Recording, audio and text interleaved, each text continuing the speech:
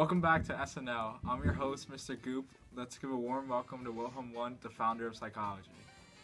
Mr. Wundt, I understand that you founded the first lab of psychology and also the first journal to post scientific discoveries. Yes, Mr. Goop, I want psychology to be the scientific study of conscious experience. I understand there's a discrepancy between structuralism and functionalism. Can you explain? As structuralism and functionalism are very different. My friend Edward Titchener prefers structuralism, while my friend William James prefers functionalism. Oh, are you sure about that? Haha, very funny. Anyway, let me explain to you about the history of psychology. Structuralism is one of the early forms of psychology, founded by a man known as Edward Titchener. Structuralism was a school of thought focused on thoughts, sensations, and feelings. This picture of puzzle pieces inside a brain denotes how structuralism was focused on studying the brain in a systematic and uniform way.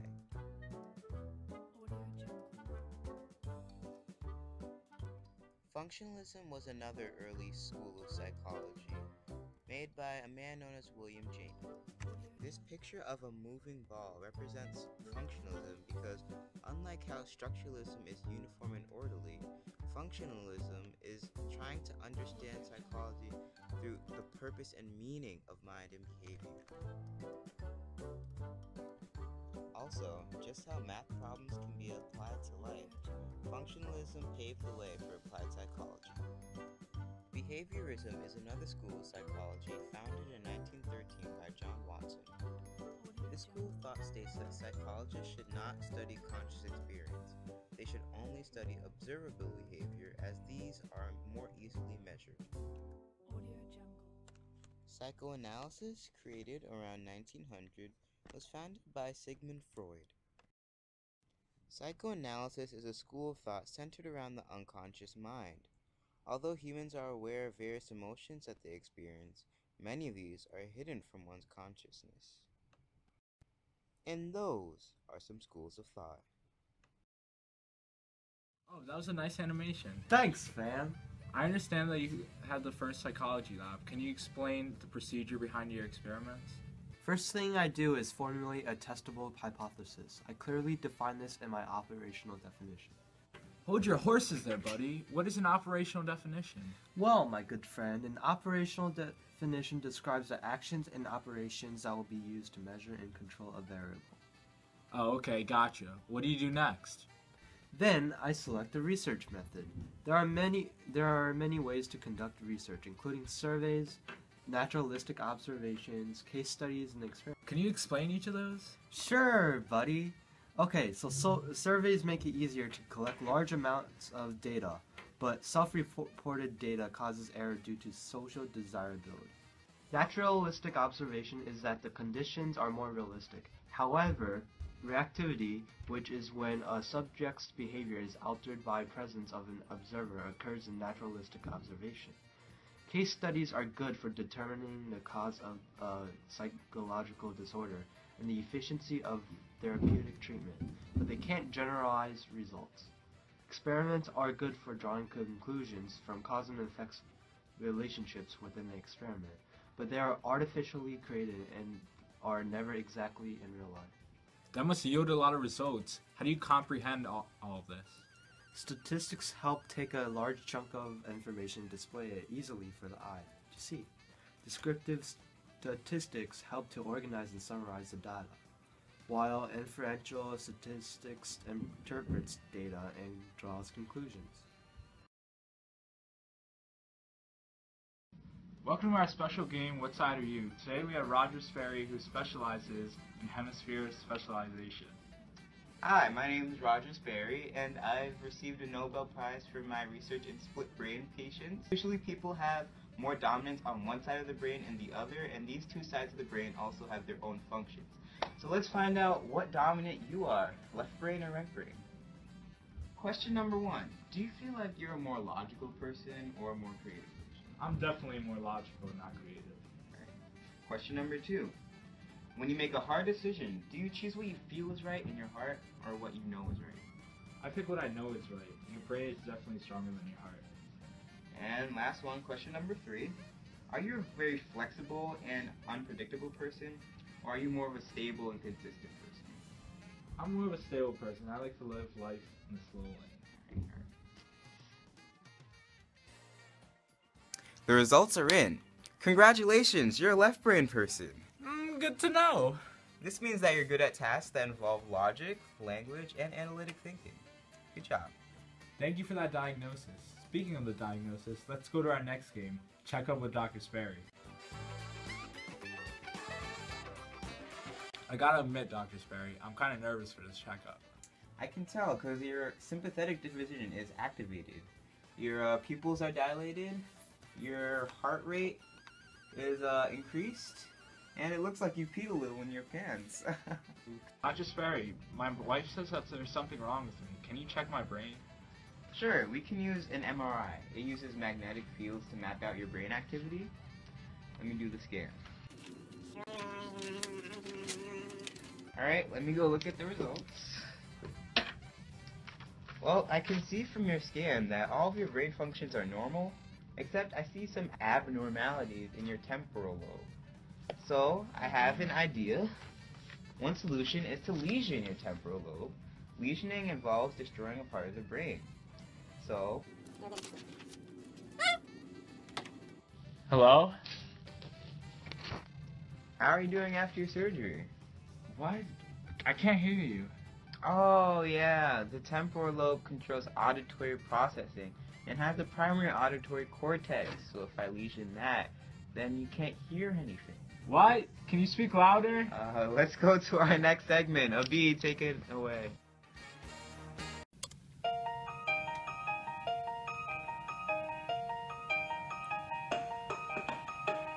Do you want to learn the senses?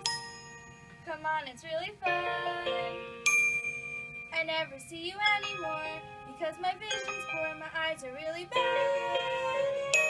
My rods are really damaged, can't see in the dark.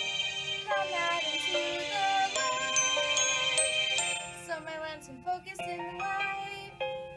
You don't have to be too far because then they'll be flat.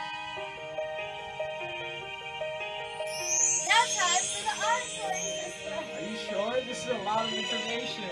Don't worry, I promise it's more fun. You'll see.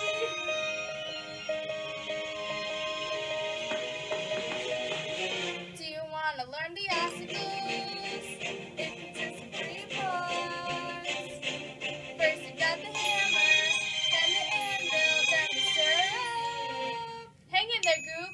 It gets a little complicated. This time I said the structure that holds the fluid. That's all for now. Let's welcome the man of sleep, Sigmund Freud. Oh, looks like you're tired. I actually was recently diagnosed with this condition called sleep apnea. My doctor told me that I was diagnosed because I stopped breathing in my sleep as many as 150 times. And I also woke myself up during my sleep because of this. You must have not been breathing for a consecutive 10 seconds. Why 10 seconds? Why not 9 or 11? It is what it is. At least it's better than my friend who's 35 years old. He's the one who truly has it rough. He has many sleep disorders. One is sleep insomnia. Any suggestions for him? There are many treatments for it, though, such as sedatives that can help him fall asleep. All he has to do is see a doctor and he would be prescribed the medication. He should be fine after that. But the thing is, that's not his only disorder. He also sleepwalks, but he has no idea why he does it. He's afraid he might harm himself. Anything for him? Well, the psychological term is called somnambulism. It occurs in deep sleep, stages 3 and 4 in the sleep cycle. High amplitude and low frequency delta waves are present in these stages. Also, it is very difficult to wake up the sleepwalker, so don't do it. A common misconception, sleepwalking is not actually a disorder. The person usually is not in great danger when sleepwalking. They usually go back to bed and later wake up without any memory of their sleepwalking experience. You should be fine. One more thing. He recently watched The Grudge and he's constantly getting nightmares. How does this happen, and do you have any suggestions for him? Well, nightmares occur during REM sleep. REM stands for rapid eye movement. The name is exactly what happens. When sleeping in this stage, your eyes are constantly moving. High frequency and low amplitude brainwaves occur in this stage. The body is paralyzed and dreaming occurs. Only 5% of adults have nightmares, but since your friend recently watched a scary movie, his reaction is justified. He should be fine. Alright, thanks for explaining. Well, that's all the time we have. Thank you, Sigmund, for coming to the show. Let's welcome our new guest, B.F. Skinner, for our new segment, Dear Skinner. Hi, my name is B.F. Skinner, and this letter today comes from Raj Patel in South Brunswick, New York. He says, I want my child to wash the dishes. What should I do to make him do it? Well, you should use operant conditioning. Operant conditioning occurs when responses are resulted from their consequences. So you have 4 options of disciplining your child. You can use positive punishment, negative punishment, positive reinforcement, or negative reinforcement to discipline your child into washing dishes. Could you give Mr. Patel examples of each of those teaching forms, please? Yeah, sure. Let's just go to the whiteboard. For positive punishment, you have to respond to the undesired action by introducing an adverse stimulus that will decrease a negative behavior. For example, if your son does something that you don't like, using harsh words can decrease that behavior. Negative punishment involves taking away something good to decrease a certain behavior. For example, if your son does something that you don't like, taking away his TV privileges can decrease that behavior. Positive reinforcement involves rewarding good behavior with something good in return. For example, if your son is nice, giving him an apple can increase his nice behavior. Negative reinforcement involves rewarding good behavior by taking away a bad stimulus. For example, if your son does the dishes, stopping yelling at him all the time will increase his behavior. Thank you. Everyone give Skinner a hand for his wonderful advice.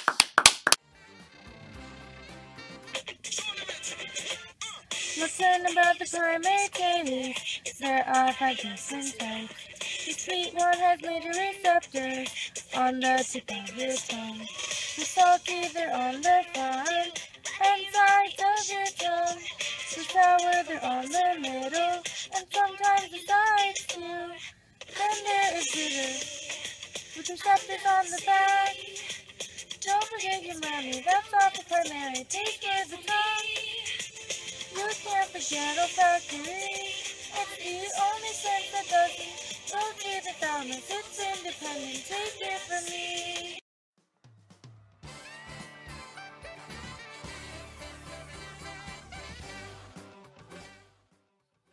Oh, I just got into a car accident. Hi, my name is Elizabeth Loftus. I'm a psychologist who performs many experiments on the forgetting of memory. You're in the hospital because you got into a bad accident. Okay. Unfortunately, you've damaged your hippocampus. What's that? What does that mean? Your hippocampus plays a great role with the consolidation of memories. Therefore, since you damaged it, I'm afraid you're never going to make new memories. What? Yes, there are 2 types of memory. Long-term memory is an unlimited capacity of storage that can hold information over long periods of time. Short-term memory is a limited capacity storage that can maintain unrehearsed information. Unfortunately, damaging this part of your brain inhibits you from turning this short-term memory info into long-term memory info. Hi, my name's Andrew. What's your name? Once again, you have a disease that stops you from remembering new things. What? What does this mean? That I can do whatever I want and not get in trouble because I can't even remember it? No, it means... Why does Andrew... Where's my knife?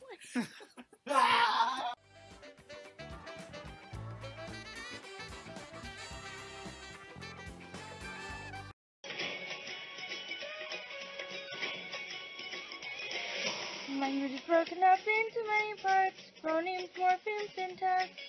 But you can't forget the semantics, the literal meaning of a sentence. Phonemes are the most basic, sounds of a combo of letters. Morphemes are pretty basic too, but they have meaning. Why, rather, you forgot the syntax.